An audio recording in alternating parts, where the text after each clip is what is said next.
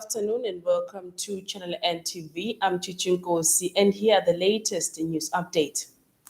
Investigations are currently underway after the SANDF member was shot dead by insurgents in Mozambique.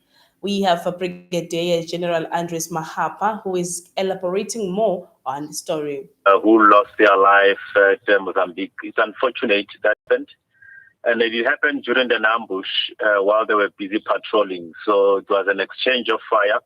We sustained some injuries. Others were treated on the scene. Unfortunately, one member passed away just when the dust settled. Then they realized one died, one of our own. And some residents of Gauteng's Evaton North are saying that they have been without electricity for about 5 months now. They claim it is because of sabotage from contractors, whom they also say that they want bribes from the community. Here's what one of the residents had to say. What happened is it was on the 7th of July. Yeah. And we thought maybe this guy who's working at ESCOM was as well. It was working very well, but only found out when the electricity came back.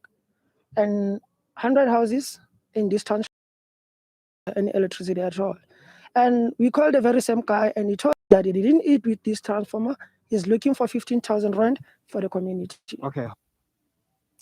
In other news, the CEO of the Tourism Business Council of South Africa, that is Chifiwa Chipenga, has penned an open letter to the head of the AU delegation, South Africa, Riona Kioka, in the communications, where he also requests a meeting to discuss the need to remove travel restrictions against South Africa. Let us hear from Chifiwa. I think we had to sit down and look at the restrictions that are currently happening now from the EU region, from the member states, especially if you look at countries like Germany, France, the Netherlands. They're quite important source markets for us here in South Africa. And from the region itself, we receive about 685,000 tourists at a given year, let me say pre-COVID. So when you look at that and you take the numbers in terms of the spend and you extrapolate from that, we came out to the figure of 25 billion rand that we lost. Managing partner at Andrew Raleigh Employment, Andrew Levy, is discussing whether employees who work from home can claim compensation if they are injured during working hours. Let us hear what Andrew Levy had to say. In fact, if you read the definition of workplace in the Act, it boils down to any place in which work is done.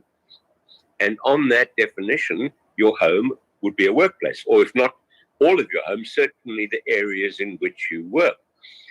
It also means that the employer needs to take steps to make sure that your home is safe. Now, it's not automatic that the employer is to blame if there is an accident, because obviously the person working at home, the employee, must not be negligent. But it was made quite clear at the time that the various regulations were put in place for home working that, in fact, it did fall within the ambit of the OSH Act. In other sad news this morning, a woman and 2 men died in an accident on the N3 near Lions River in KwaZulu-Natal on Wednesday morning.